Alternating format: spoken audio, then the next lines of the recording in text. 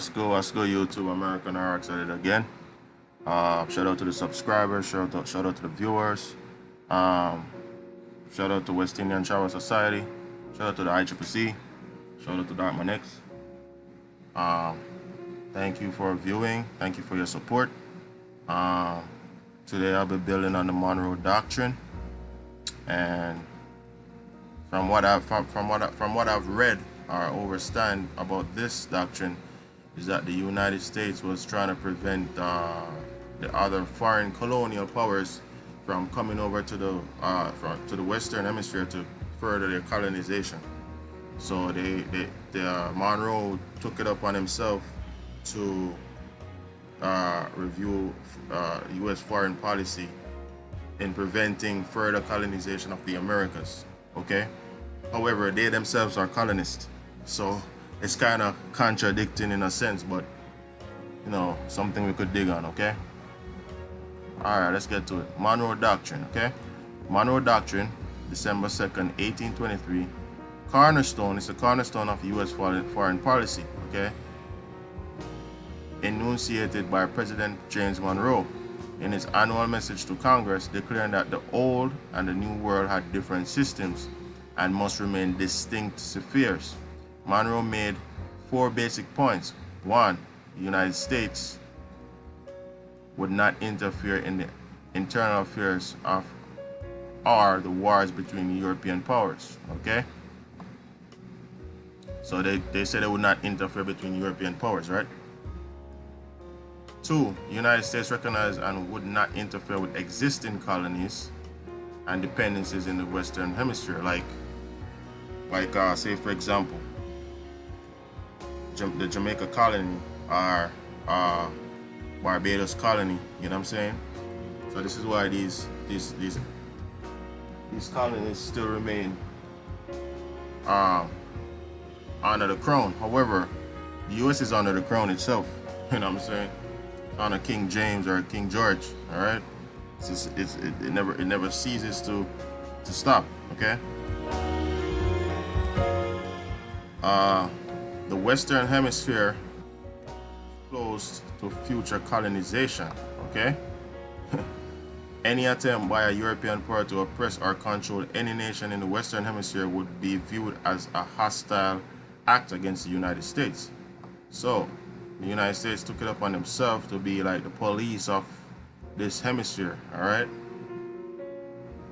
The doctrine was an outgrowth of concern in both Britain and the United States that the continental power would attempt to restore Spain's former colonies.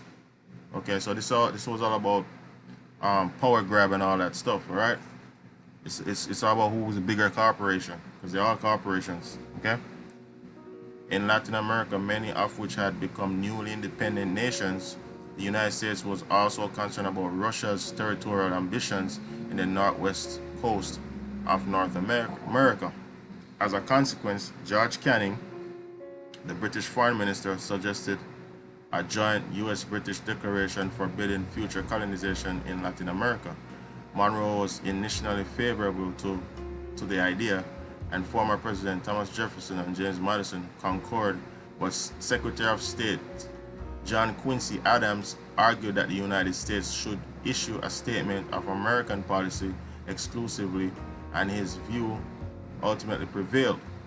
The first draft of the message included the reproof of the French for their invasion of Spain and acknowledgement of Greek independence in the revolt against Turkey, and some further indications of American concern in European affairs.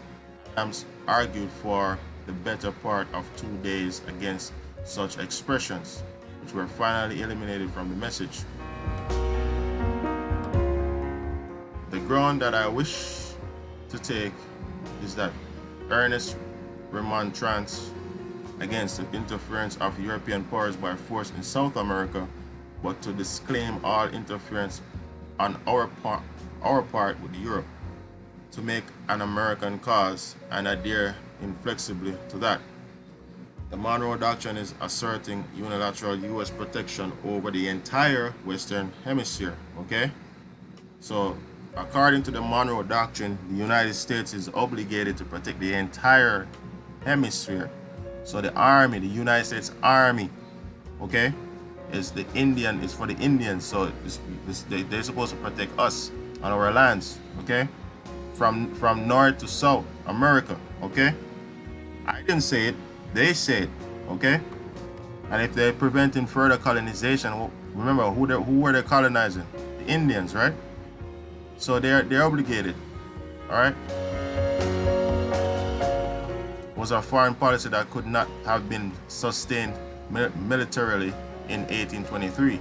Monroe and Adams were well aware of the need for the British fleet to deter potential aggressors in Latin America because the United States was not a major power at the time, and because the continental powers apparently had no serious intentions of recolonizing Latin America. Monroe's policy statement, it was not known as the Monroe Doctrine for nearly 30 years, was largely ignored outside the United States. Okay? This is a little picture of the, you know, and the colonization meant. You know, you got the bear, the lion. I think that's England. This thing right here, I don't know what is like a. I don't know what the hell is that, but the eagle represents America, right?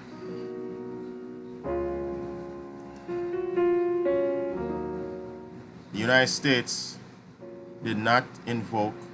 No, the eagle represents the U.S. Okay, did not invoke it nor oppose British occupation of Falkland Islands in 1833 or subsequent British encroachments in Latin America in 1855. But 1833, my bad.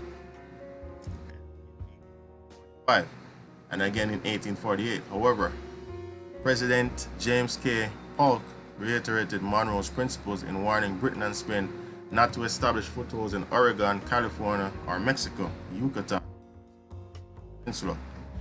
Okay? Conclusion of the American Civil War, the United States massed troops on the Rio Grande in support of a demand that France withdraw its puppet kingdom from Mexico. In 1867, partly because U.S. pressure, France withdrew. So this is a corporation war, man. 1870, interpretations of the Monroe Doctrine became increasingly broad as the United States emerged as world power. The Monroe Doctrine came to define a recognized sphere of influence. President Theodore Roosevelt added the Roosevelt Corollary to the Monroe Doctrine in 1904, which stated that in cases of flagrant and chronic wrongdoing by a Latin American country, the United States could intervene in that country's internal affairs. Okay, so this is where the whole Venezuela situation is going on. All right, so they use this doctrine at the same time. It's a double-edged sword. All right, so all the chaos that's going on in Venezuela, this is what they do. This is what they do. When I say the U.S. corporation goes around on all these islands and interfere with the people's rights and all of that stuff, this is what I'm talking about. Okay, they overstep their boundaries. Okay, because they are a 10-mile square. That's it. That's where they're at. However, the army is there to protect the land, or the people on the land, as long as you know who you are.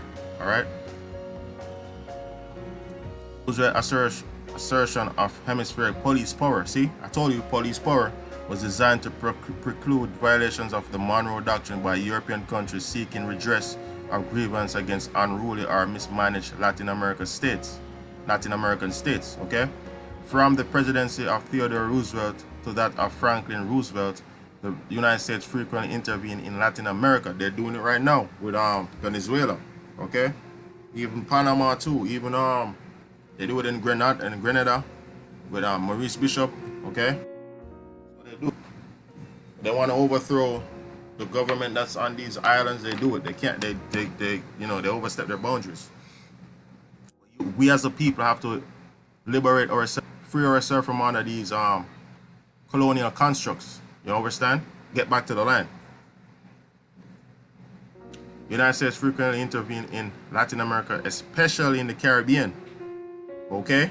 So when I say the U.S., when you see all these Jamaica and the Security and Exchange Commission, okay, it's being manipulated by the U.S. Okay, so it's like These colonial offshoots are subsidiaries of the U.S., like your Puerto Rico and all of that, right?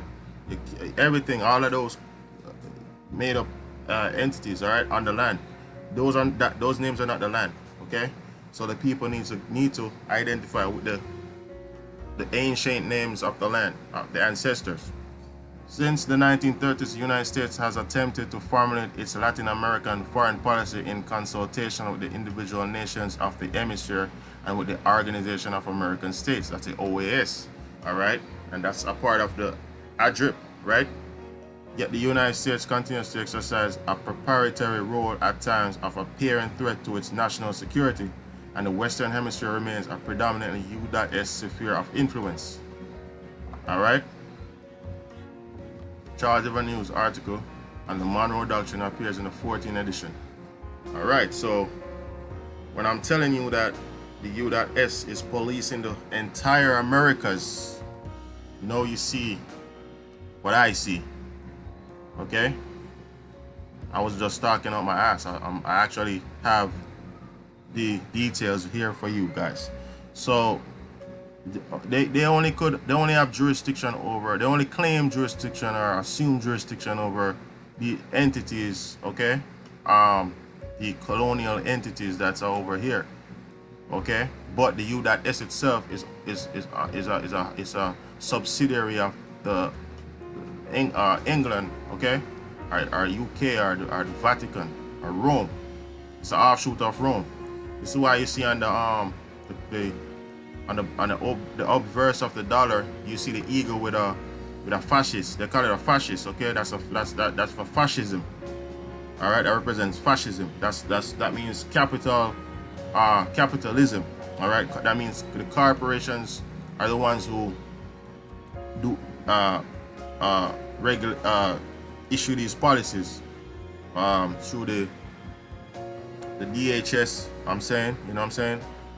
All that stuff, customs enforcement. You know what I'm saying? They're the one who's regulating commerce through the constitutional Article 1, I think Article 1, Section 3. I may be wrong, but they regulate commerce, interstate commerce.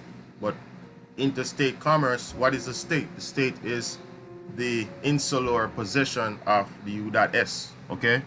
And you can look up what an insular possession is. And they use the word possession, because possession is a powerful word, all right? So, but these are just, these possessions is not the land per se, it's just an colonial trust set up on the land. Like you see the Guano Act that I showed you previously on the previous videos, when they say a U.S. citizen can literally go on a land with guano, which is bad feces, and claim it, and then the army, the U.S. Army will protect that land in the interest of the U.S. This is what's going on, all right? So, but it's a double-edged sword, as I said. So we need to get back to our original positions, our original claim to the land, identify with the land. You know what I'm saying? That's what we need to do. That's what we need to work on. Stop identify as colors in a crayon box, okay? Because the colors in a crayon box are just colors, and the color means to hide. So you're hiding who you are. They don't know who you are because you're hiding under a color. Hence, color of law. Okay? Hence they assume color of authority, and then they adjudicate the color. Right? So I'm just saying, think about what you're doing before you do it. Alright, so thanks for viewing. Remember to check out the West Indian Tribal Society GoFundMe. Links will be in the description. The website will be up very soon. There will be a lot of information. Applications, we'll be taking applications in the future. We'll let you know, we'll keep you up to date. Thanks for viewing. Peace out.